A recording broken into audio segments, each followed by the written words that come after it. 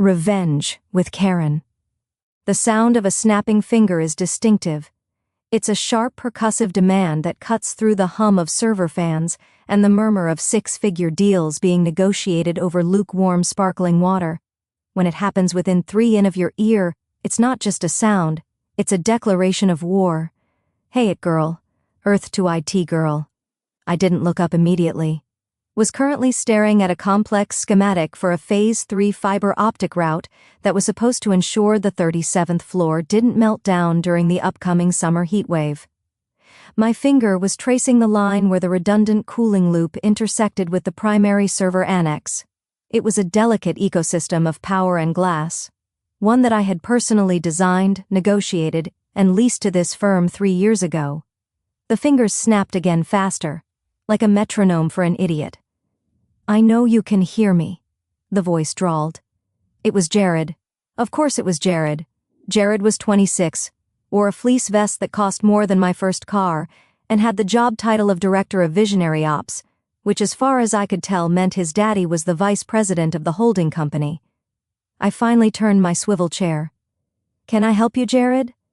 "The Wi-Fi," he said, gesturing wildly at the glass-walled conference room behind him, where 5 other guys in identical vests were staring at a frozen Zoom screen.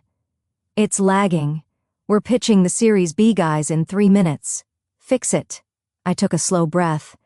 I am a 45-year-old woman in a tailored blazer. I do not wear a lanyard. I do not have a walkie-talkie clipped to my belt. I was sitting at the conference table because the light was better for reading blueprints, not because I was waiting for a help desk ticket. "I'm not it, Jared," I said, my voice level. "I'm reviewing the infrastructure specs for the renewal. If you're having latency issues, you need to submit a ticket to the portal." Jared laughed. It was a harsh barking sound. "Excuse me, I don't submit tickets. I tell people to do their jobs. You're sitting here with a laptop, aren't you? Fix the router, reboot the whatever, just make the internet work." "I am busy," I said, turning back to the schematic. "And I don't have admin access to your local van." That was the wrong thing to say, or perhaps the perfect thing. Jared slammed his hand down on the table, rattling my coffee cup. The entire open-plan office went silent. The marketing team lowered their phones. The developers stopped typing. "You know what?" Jared shouted, his face flushing a blotchy red. "I am sick of the attitude from the support staff in this building. My father pays a fortune for this lease. I can't even get a stable connection. You're useless. You're actually useless." He pointed a finger at the door. "Get out. You're fired. I don't want to see you on this floor again. I'll have HR send your final check. Go." I froze, not out of fear, but out of sheer scientific fascination. He was firing me. He actually thought he had the authority to fire me. Speaking of authority and making smart moves, if you're enjoying this disaster unfolding, me a favor and hit subscribe or drop a like. It helps the algorithm know you enjoy watching entitled executives implode. Thanks. I looked at him. I looked at the silent office watching us. I looked at the folder under my hand, the one containing the lease renewal addendum that was the only reason his Visionary Ops Center had power redundancy. "You're firing me?" I asked, just to have it on the record. "I'm firing you, Jared." Spat. "Get your and get out now." Stood up. I didn't argue. I didn't explain that I wasn't an employee of Next Gen Synergies, but rather the independent infrastructure overseer for the entire Skyline Tower. I didn't mention that the IT girl he just screamed at held the master key to the building's neural network. I simply closed my laptop. I capped my pen. I picked up my leather folio, leaving the unsigned renewal contract sitting in the center of the mahogany table. "Understood," I said, calmly. "Good luck with the Series B pitch, Jared." I walked to the elevator. I could feel 60 pairs of eyes on my back. I didn't rush. I pressed the button, waited for the chime, and stepped inside. As the doors closed, I saw Jared smugly high-fiving one of his vest buddies, thinking he had just asserted dominance. He hadn't asserted dominance. He had just severed the artery, keeping his business alive. He just didn't know it yet. The elevator ride down to the lobby was smooth. Skyline Tower prides itself on its elevators. High speed, whisper quiet, serviced weekly. I know they're serviced weekly because I sign the vendor invoices. I stepped out into the lobby, the cool air conditioning hitting my face, and nodded to the security chief, grim-faced Larry, who was monitoring the camera bank. "Afternoon, Miss Tess," Larry grunted. "Everything good on 37? "Not anymore, Larry," I said, offering a tight smile. "Not anymore." 10 minutes later, exactly enough time for me to walk to the coffee shop across the street, order a double espresso and sit by the window. The chaos started upstairs. I wasn't there to see it, but I didn't need to be. I knew the script. I had written the stage directions. Up on the 37th floor, Marcus, the building manager, walked out of the service elevator. Marcus is a good man. He's 60, wears suits that are slightly too large for him, sweats profusely when things go off script. He was carrying a notary stamp and a bottle of champagne. He was there to celebrate the signing of the 10-year lease extension, a deal I had spent 6 months negotiating with the VP, Jared's father. Marcus walked into the glass-walled conference room. He saw the folder I had left on the table. He saw Jared and his team, still high on adrenaline and low on situational awareness. "Afternoon, gentlemen," Marcus boomed, trying to be jovial. "Where is she? Where's Our Lady of the Hour? We've got ink to dry." Jared spun around looking annoyed. "Who? Tess?" Marcus said, looking around the room. "She said she was setting up in here. We need to finalize the infrastructure rider before 5 p.m. or the grandfather clause on your cooling unit expires." Jared scoffed, grabbing a Red Bull from the mini-fridge. "Oh, her. The brunette with the attitude. Yeah, I fired her." The room stopped. Wasn't a quiet stop. It was the kind of stop where the air gets sucked out of the room. The developers in the back row lowered their headphones. The HR director, a woman named Sarah, who actually knew who I was, but had been in the bathroom during the incident, walked in just in time to hear this. Her face went the color of bleached paper. Marcus blinked. He wiped sweat from his forehead. "I'm sorry, Jared. You did what?" "I fired her," Jared slower. "He was talking to a child. She was incompetent. Couldn't fix the Wi-Fi. Gave me lip, so I told her to pack up and get out." "You're welcome, by the way. We need better vendors." Marcus stared at him. He stared at the empty chair where I had been sitting. He stared at the unsigned contract on the table. "Jared," Marcus said, his voice trembling slightly. "Tess isn't a vendor. She's not it." "Whatever, Tess is the landlord," Marcus whispered. "What technically is the independent infrastructure overseer and leaseholder for the commercial zones," Marcus said, his volume rising as the panic set in. "She owns the rights to the fiber trunk you use. She owns the lease on the backup generators. She holds the master agreement for this entire floor. I just manage the janitors. Jared, she decides if this building has a pulse." Jared laughed nervously. "You're joking. She was looking at a laptop. She was rewriting your lease," Marcus yelled. "Fired the person who was about to save you $2 million in retroactive utility fees." Jared's smile faltered. He looked at the folder on the table. He reached out and flipped it open. There, on the first page in bold Arial font, Infrastructure Reliance Agreement prepared by Tess R. Morrison, Managing Partner, Skyline. Infrastructure Holdings. "Oh," Jared said, a small, weak sound. "She walked out?" Marcus asked, grabbing the table for support. "She say anything?" "She said, understood," Jared mumbled. Marcus closed his eyes. "Oh God, she accepted the termination of the negotiation, Jared. You didn't fire an employee, you just terminated your own service contract down on the street level." I watched my phone. A text came through from Marcus.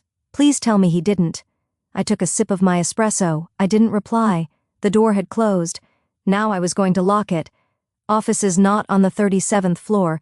It is on the 4th floor, tucked behind the mechanical rooms and the freight elevator banks. It doesn't have a view of the city skyline.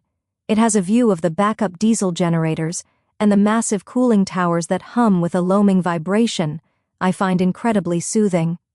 This is the brain of the building. The glass suites upstairs are just the decoration." I unlocked the heavy steel door and stepped inside.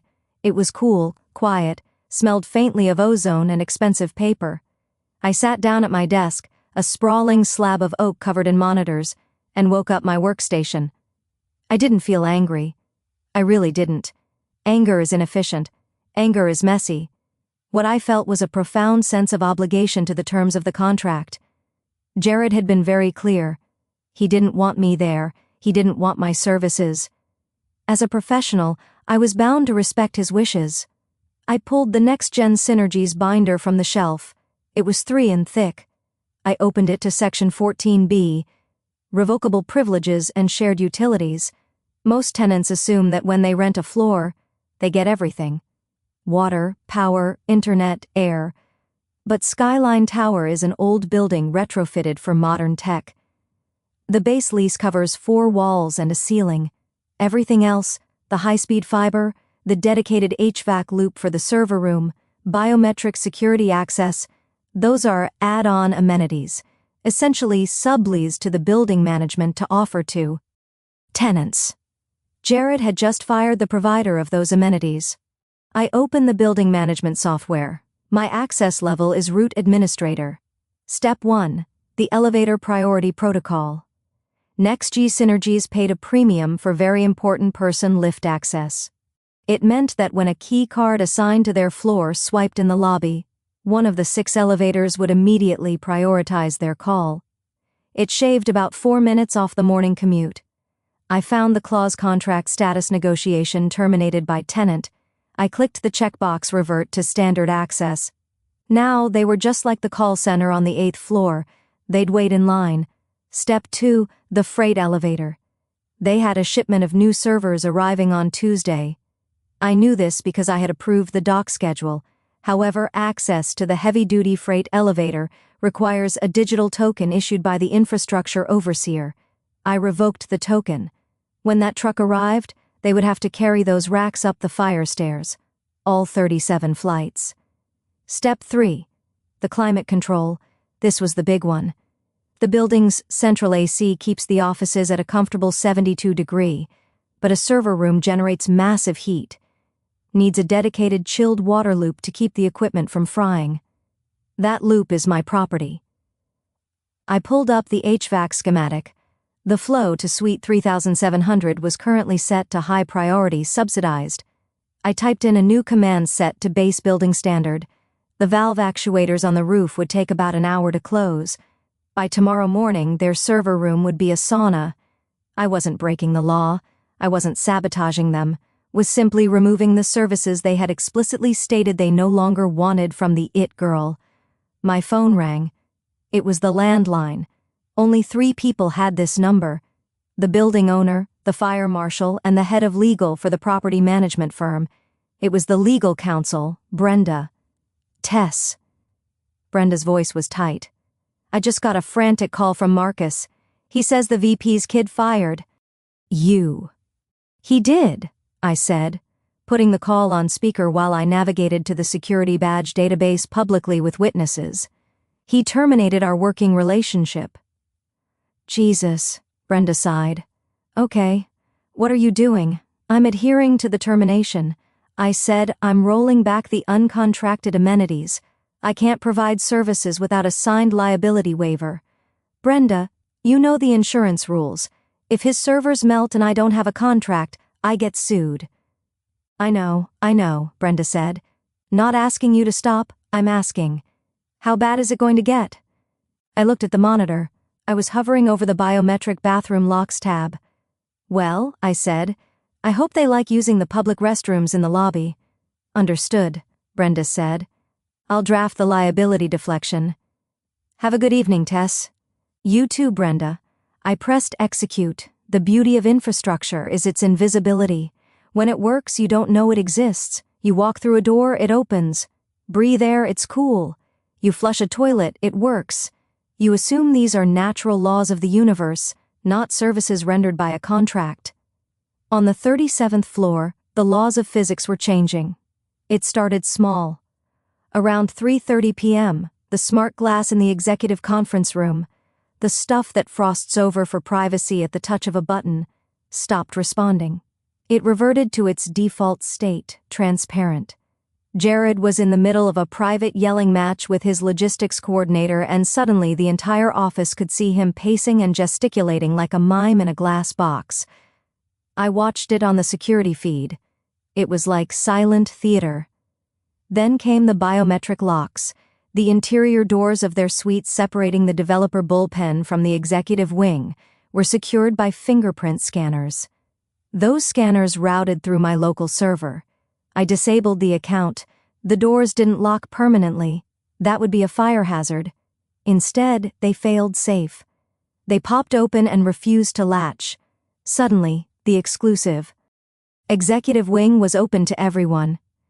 The junior interns wandered in looking confused. The noise from the sales floor, the ringing phones, the chatter flooded into Jared's sanctuary, but the real panic set in at 4:15 p.m. I have a dashboard that monitors tenant tickets, usually as go to the building management, but because the infrastructure is mine, I get a CC on anything tagged critical. Ticket H942nd, server room temp alert. Current temp 78 degrees Fahrenheit, rising.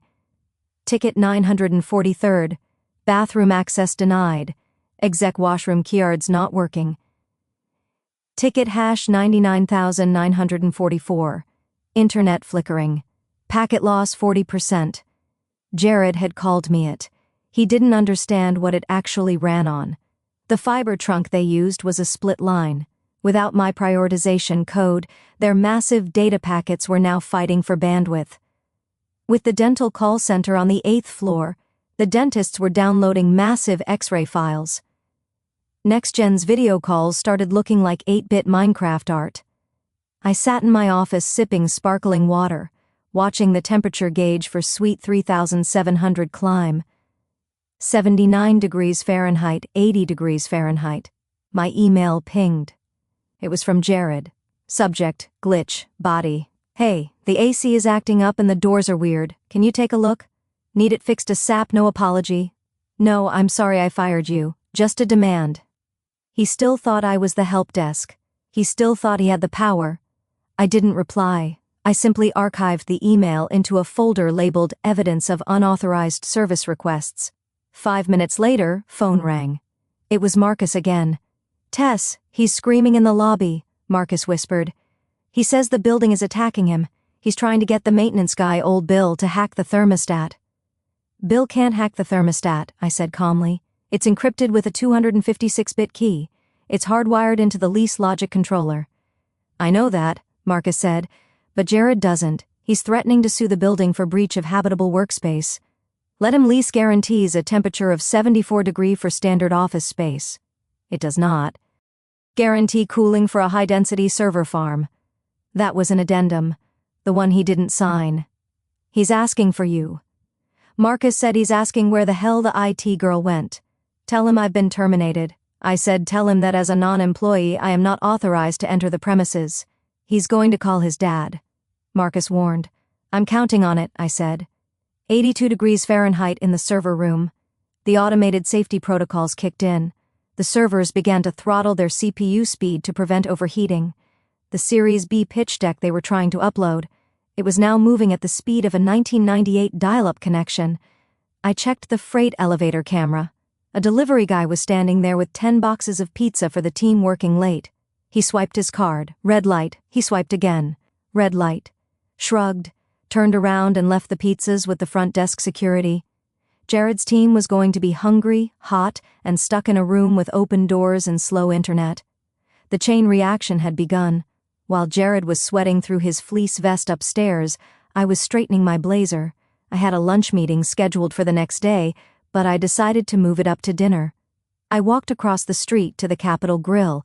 It's the kind of place where the steak is aged for dry weeks and the waiters know your name. I was meeting Robert Vance, the CEO of Omnitech. Omnitech was NextGen's direct competitor. They were a solid, unpretentious company that had been trying to get a foothold in Skyline Tower for 2 years.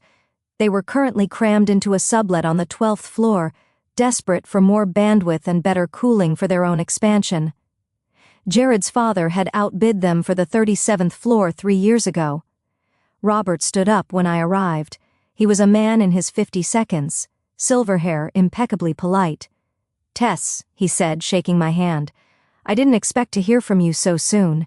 Is everything all right with the infrastructure renewals?" "Everything is changing, Robert," I said, sliding into the booth.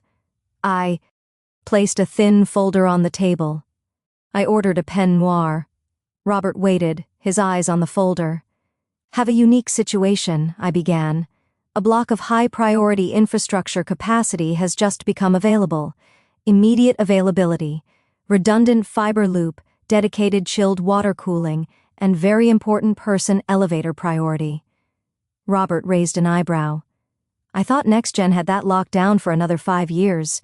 The renewal was a formality, wasn't it?" "The renewal was rejected," I said, choosing my words carefully. "Tenant representative terminated the negotiation and the service provider effectively immediately." Robert stared at me. He was a smart man. He didn't ask for the gossip. He looked at the opportunity. "How much capacity?" "Enough to run your new AI division," I said. "And since the physical infrastructure is already routed to the riser, I can divert the bandwidth to your floor in, about 10 minutes. And the cost?" "Standard market rate," I said, "plus a signing bonus for the expedited service and a 5-year commitment." Robert smiled. It was the smile of predator who just found a wounded gazelle. "Tess, if you can get me that bandwidth by tomorrow morning, I'll sign the 5-year deal tonight. My CTO has been screaming for more fiber." "I have the contract right here," I said, tapping the folder. "And I can have the bandwidth rerouted by the time we finish our stakes. We spent the next hour reviewing the clauses." Albert didn't snap his fingers. He didn't call me IT girl. He asked intelligent questions about latency guarantees and power load balancing. He treated me like what I was, the landlord of the invisible world. As I signed the counter-signature, my phone buzzed. It was a notification from the building system. Alert. Tenant 30700 NextG attempting unauthorized access to breaker panel 4. Jared was getting desperate. Was trying to physically reset the breakers, thinking it was a fuse issue. "Is everything okay?" Robert asked, seeing me check my phone. "Just a minor glitch in the old system," I said, putting the phone away. "So, Robert, about the freight elevator. I have a slot opening up on Tuesday morning. Do you have any equipment you need to move in?" "Actually," Robert said, "we have a new server rack sitting in a warehouse in Jersey. We've been waiting for a slot." "Bring it in," I said. I walked out of the restaurant with a signed contract worth $1.2 million over 5 years. I had just sold Jared's bandwidth to his biggest rival, and the best part, the fiber cables ran physically through the ceiling of the 37th floor to reach the 12th. Jared would be literally sitting under the internet speed he used to have, listening to it hum as it worked for someone else. The next morning, Friday, legal machinery finally ground into gear. I was in my office at 8 a.m. I like the mornings. The building is waking up. The systems are ramping up. I watch the graphs on my monitors. Tenant 1200 Omnitech bandwidth usage spiking efficiency 98%. Tenant 3700 NextG bandwidth usage, critical packet loss 65% temp, 84 degrees Fahrenheit, at 8:15 a.m. The phone rang. Wasn't the internal line. It was an outside number. Area code 212 New York Corporate Legal. "This is Tess." I answered Miss Morrison. "This is Alan Sterling, General Counsel for NextGen Synergy's parent corp." His voice was smooth, expensive, and currently strained. "I'm looking at a very disturbing report from our satellite office in Texas. They claim the building is experiencing a catastrophic failure of services." "Mr. Sterling," I said pleasantly, and familiar with the situation. "However, I would correct your terminology. The building is functioning perfectly. The services to Suite 3700 have simply been aligned with their current contractual status." "Contractual status." Sterling paused. I could hear him shuffling papers. "I have a lease agreement here that runs through 2028. You have a base lease for the square footage," I corrected. "Please refer to Addendum C subsection 4 guarding technological amenities. It states clearly that high-speed fiber..." Enhanced cooling and security integration are month-to-month services provided by the infrastructure overseer, subject to annual renewal. And the on-site representative, Mr. Jared Vance, terminated the provider of those services yesterday. Verbally and publicly. He dismissed the renewal negotiation. Silence. Long, heavy silence. "He fired you?" Sterling asked. Smooth veneer was cracking. "He did. He mistook me for technician, insulted my competence, and ordered me off the premises. As per the harassment clause in my vendor agreement, I complied immediately." "Miss Morrison," Sterling's voice dropped an octave. "You and I both know Jared is excitable. He's the VP's son. But we cannot have these systems offline. We are bleeding data. We are missing deadlines. What do we need to do to fix this?" "Well," I said, leaning back in my chair. "Usually, I would simply reopen the negotiation. But unfortunately, the capacity that NextG released has already been acquired. Acquired by whom I can't disclose other client details, but the bandwidth has been reallocated. The cooling load has been shifted. You sold our internet." Sterling sounded like he was choking. "I sold the available internet. I said, I can't sit on inventory, Alan. You know business." "Okay," Sterling said. "Okay, look. I'm going to call the VP. I'm going to call Jared. We need a meeting today. Name your time. I'm fully booked today." I lied. "I was planning to reorganize my filing cabinet. I can squeeze you in on Monday morning. 9 a.m. Monday. That's 3 days. The servers will melt by Monday." "I suggest you tell them to power down non-essential systems," I said. "Maybe turn off the lights. Open a window." "Oh wait. The windows don't open." "Pity, Tess. Monday, Alan, and tell Jared to bring a pen, a working one." I hung up. Monday was going to be interesting, but first, they had to survive the weekend. A skyscraper is a living organism. If you stop feeding it, it starts to die. By Friday afternoon, the 37th floor was unlivable. The temperature had stabilized at a sweltering 86 degrees. The air was stale because the circulation fans, which relied on the same control logic as the cooling, defaulted to minimum turnover to save energy. It smelled of body odor, warm plastic, and desperation. Most of the staff had gone home. They claimed remote work, but without the VPN functioning, hosted on the overheated servers, they were effectively on paid vacation. Only Jared and a skeleton crew remained trying to salvage the servers. They had brought in portable fans from Walmart. It was pathetic. Little white plastic fans buzzing against a wall of industrial heat. I went home for the weekend. I gardened. I read a book. I slept soundly. Monday morning, 9:01 a.m. The system goes dark phase triggered manually. It was an automated expiration. You see, the electronic key cards used by the staff had a rolling encryption code that updated every 72 hours via the network. If the network didn't update the keys stopped working. It was a security feature I had installed to prevent former employees from accessing the building. The update was scheduled for Sunday midnight. The network was down. The update failed. I arrived at the lobby at 8:45 a.m. It was a scene of beautiful chaos. 30 employees from NextGen were standing at the turnstiles. They were swiping their badges. Beep beep. Red light. Beep beep. Red light. "What is going on?" one of the developers yelled at Larry. "The security guard. My badge isn't working. System says expired." Larry grunted, tapping his screen. "Can't let you up without a valid badge." Jared was there. He looked terrible. He was wearing the same clothes as Friday. He hadn't shaved. He saw me walk in. I was wearing a cream-colored suit. I was holding a latte. I breezed past the turnstiles, tapped my MasterCard, beep, green light, and walked through. "You!" Jared shouted, lunging over the velvet rope. Larry stepped in front of him, massive arms crossed. "Back up, sir," Larry warned. "She's doing this," Jared screamed, pointing a trembling finger at me. "She locked us out." I stopped and turned. The lobby was crowded. People from other companies were watching. "I didn't lock you out, Jared," I said, my voice carrying clearly. Your security protocol requires a network handshake to validate credentials. You don't have a network, therefore have credentials. Fix it, he screamed. Just fix it.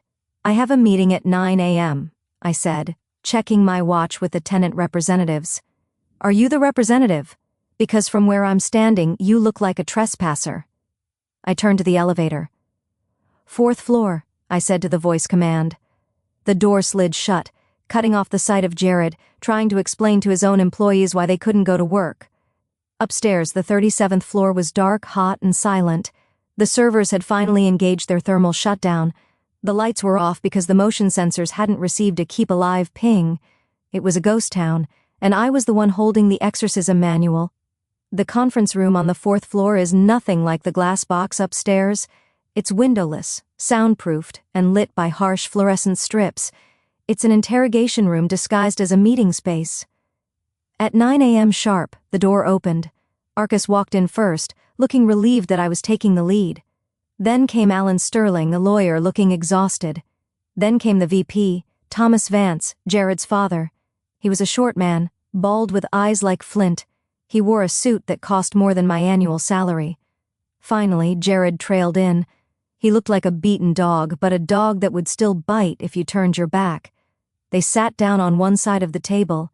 I sat on the other alone. Miss Morris and Thomas Vance started. His voice was gravel. Let's cut the crap. We are losing $50,000 an hour. My son made a mistake. He thought you were support staff. He was stressed.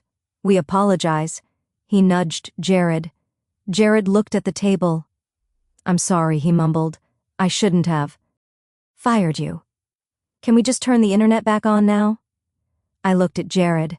Then I looked at Thomas. Mr. Vance, I said, your son didn't just mistake me. Publicly humiliated the person responsible for the structural integrity of your business.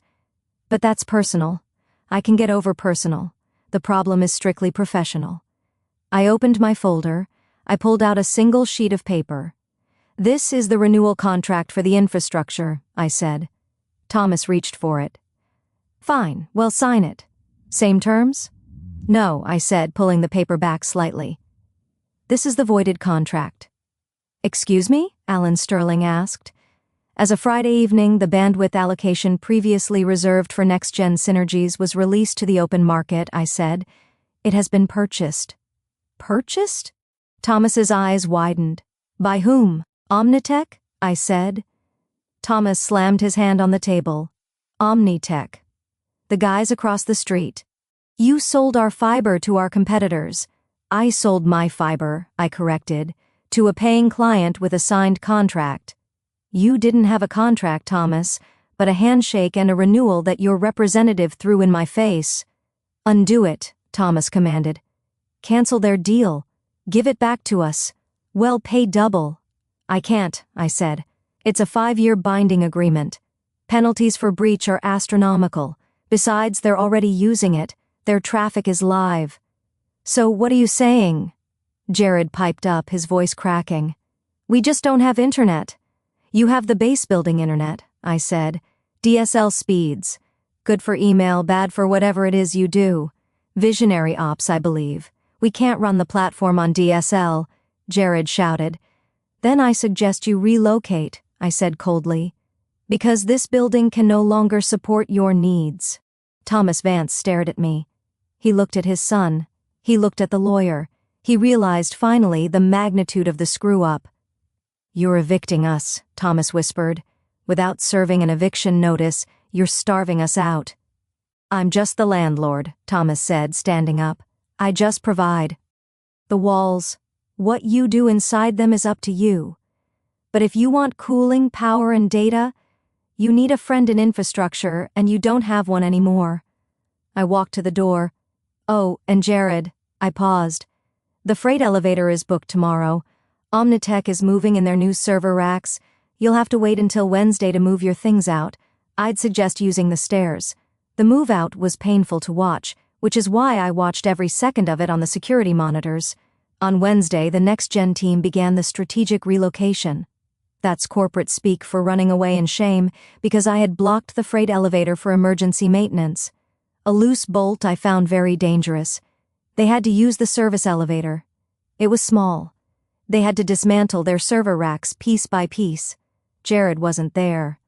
I heard through the grapevine eating Marcus told me over beers that Thomas Vance had reassigned his son.